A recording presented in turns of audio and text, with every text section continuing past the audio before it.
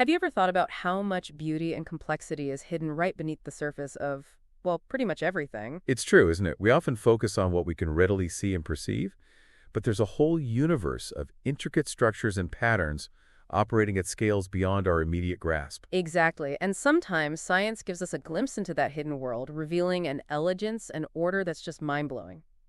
Case in point, scientists at Princeton University recently made a discovery that honestly just floored me. They actually visualized a hidden pattern in something as fundamental as the energy levels of electrons. Now that's something to really ponder.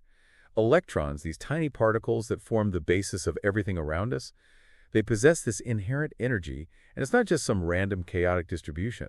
It turns out there's a very specific and very beautiful structure to how their energy levels are arranged. And get this, the pattern they found is a fractal. A fractal. That's incredible. It's not something you'd typically associate with the quantum realm, is it? No, not at all. When we think of fractals, we usually picture things in the macroscopic world, like snowflakes with their intricate repeating patterns. Right, or the delicate branching of a fern, or even the rugged coastline of a continent, where the same basic shape seems to repeat itself endlessly at different scales of magnification. Exactly. You see that jaggedness from far away, and then if you zoom in on just a tiny section, it still has that same jagged detail. It's like this endless echo of form. Now imagine that same principle, that self-repeating structure governing the behavior of electrons. It really challenges our intuition about how things work at the smallest scales. We tend to think of quantum mechanics as this realm of discrete jumps and quantized energy levels, not smooth, continuous patterns like fractals. But that's the amazing thing about this discovery. It shows us that even in the quantum world, where things often seem counterintuitive and unpredictable, there can be this underlying order and elegance. And it's not just any fractal they found. It's a very specific one that's been a theoretical concept in physics for decades, Hofstadter's butterfly. Ah, yes, Hofstadter's butterfly. Predicted back in 1976 by Douglas Hofstadter. This intricate butterfly-like arrangement of electron energy levels that, theoretically, would appear under the influence of a very strong magnetic field. It's been this sort of holy grail in condensed matter physics, this incredibly beautiful and complex mathematical structure that no one had ever directly observed. So today we're diving deep into this groundbreaking discovery. We're going to unpack how these scientists actually managed to see something that's been purely theoretical for so long, and maybe even more importantly, why you should care about this.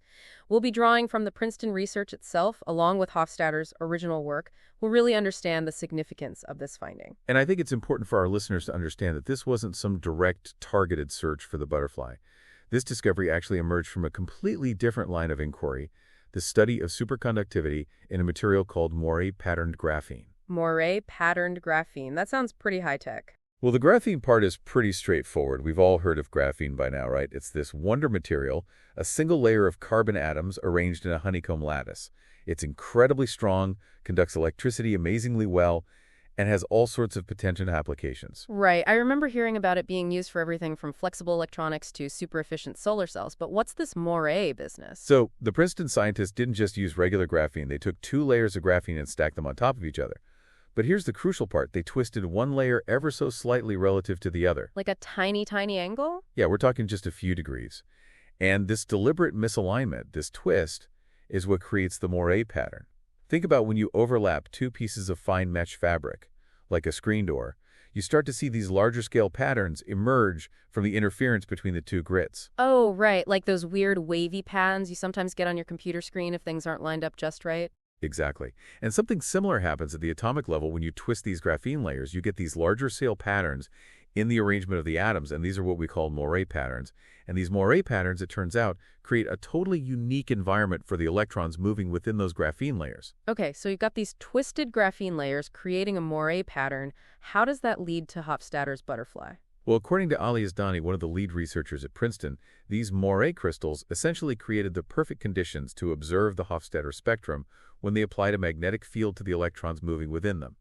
He pointed out that while moiré materials have been studied extensively in recent years, this particular self-similarity in the electron energy spectrum had remained hidden until now. It's like they accidentally created this custom-made environment for the butterfly to finally emerge. In a way, yes. And to understand why that's so significant, let's go back to Hofstadter's original theory for a moment. He predicted that if you take a 2-dimensional crystal, something like our graphene layer, and subject the electrons within it to a really strong magnetic field, their energy levels wouldn't just form a smooth, continuous range. Instead, they would break apart and organize themselves into this highly specific, fractal pattern, the butterfly. So he figured this out purely through mathematical calculations. Precisely. He didn't have fancy experimental techniques or super powerful computers to simulate it. He derived this purely through theoretical reasoning, which is really remarkable when you think about it. Yeah, the power of theoretical physics to predict something so complex and beautiful decades before we even had the tools to see it directly. It speaks to the profound connection between mathematics and the natural world. But as Kevin Nuckolls, another key author on the Princeton study, emphasizes, despite all the theoretical work and research on Hofstadter's butterfly over the years, no one had ever directly visualized this complex energy spectrum until this groundbreaking work. So you have this incredible theoretical prediction, this elegant mathematical structure just waiting to be revealed, and then comes this team at Princeton working on a completely different problem. Yeah, they were actually focused on superconductivity. Specifically, they were trying to replicate and further explore that amazing 2018 discovery from MIT, where they found that these moiré crystals of twisted bilayer graphene can become superconducting under certain conditions. Meaning electrons can flow through them with absolutely zero resistance. Exactly. It was a huge deal in the world of materials science and condensed matter physics, but as Dylan Wong, one of the researchers on the Princeton team, explained, they were trying to hit that very specific magic angle of twist between the graphene layers that's needed for superconductivity to emerge.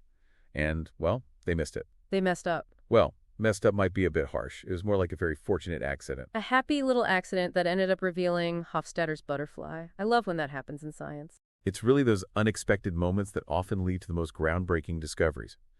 And in this case, this slight misalignment actually resulted in a moiré pattern with a longer repeating distance than what they had intended for their superconductivity experiments. So it wasn't ideal for studying superconductivity, but... But this longer periodicity turned out to be precisely what they needed to clearly see the Hofstadter spectrum. The specific way the energy levels change with the magnetic field could only be seen with this particular type of periodic potential created by the longer moiré pattern, which they achieved by accident. It's like they stumbled onto the perfect magnifying glass for this intricate quantum structure. So they have this sample that completely unintentionally is perfect for seeing this effect. But how did they actually manage to see these energy levels arranging themselves into that butterfly shape? That's where the scanning tunneling microscope, or STM, comes in, right? The STM is an absolutely essential tool for this kind of research. It allows scientists to image the surfaces of materials at the atomic scale. Imagine having a needle so sharp that its tip is only a few atoms wide. And you can scan this needle across the surface of a material and measure the flow of electrons between the tip and a sample. And that flow of electrons, it turns out, is incredibly sensitive to the energy landscape of the material you're studying. Okay, but how do they actually measure the flow of electrons at such a tiny scale? That's where quantum mechanics comes in, and specifically a phenomenon called quantum tunneling. Now, in our everyday world, if you throw a ball at a wall, it's going to bounce back, right? Unless it has enough energy to break through the wall. But in the quantum world, things are a bit weirder. Even if a particle, like an electron, doesn't have enough energy to classically overcome a barrier, there's still a small probability that it can tunnel right through it. Tunnel through a wall. That sounds like something out of a science fiction movie. I know, it's pretty mind-bending, isn't it? But it's a fundamental aspect of quantum mechanics. And in the context of the SPM, they use this tunneling effect to their advantage. By bringing that ultra-sharp metallic tip extremely close to the sample surface, closer than a nanometer, which is a billionth of a meter, electrons can tunnel across the gap between the tip and the sample, even if they don't have enough energy to classically overcome that barrier. So it's like the electrons are sneaking through a secret passageway. Exactly. And the way these electrons tunnel, how easily they make it through, provides researchers with very precise information about their energy levels at different points on the material. It essentially allows the STM to feel the energy landscape of the electrons without physically touching them. So they're not actually seeing the electrons directly. They're seeing how the electrons affect this tunneling current. Precisely. And Munkel, another researcher on the Princeton team, really highlighted just how crucial the STM was for this specific discovery. He explained that the STM is a direct energy probe, which helps us relate back to Hofstadter's original calculations, which were calculations of energy levels. Previous attempts to study Hofstadter's butterfly often relied on measuring electrical resistance, which gives you indirect information about energy but doesn't actually map out the energy levels themselves in the same way. So the STM was like the key that unlocked this hidden structure? That's a great analogy. It provided a much more direct window into the energy structure of those electrons within that moiré graphene. And by carefully measuring how the electron tunneling changed at different energies as they varied the magnetic field, they could essentially map out the allowed energy levels. And that map revealed, much to their initial surprise, this unmistakable, intricate fractal pattern, Hofstadter's butterfly. It's really quite poetic, isn't it? They set out to study superconductivity, they miss their target, and they end up making this fundamental discovery that's been eluding physicists for decades. As Kevin Duckles put it, sometimes nature is kind to you. Sometimes nature gives you extraordinary things to look at if you stop to observe it. And while this is a fundamental discovery, providing direct experimental evidence for a long-standing theoretical prediction, it also raised some new and important questions. Because it turns out that Hofstadter's original theoretical model, while remarkably accurate in many ways, didn't fully capture the complexity of what's happening in these real-world materials.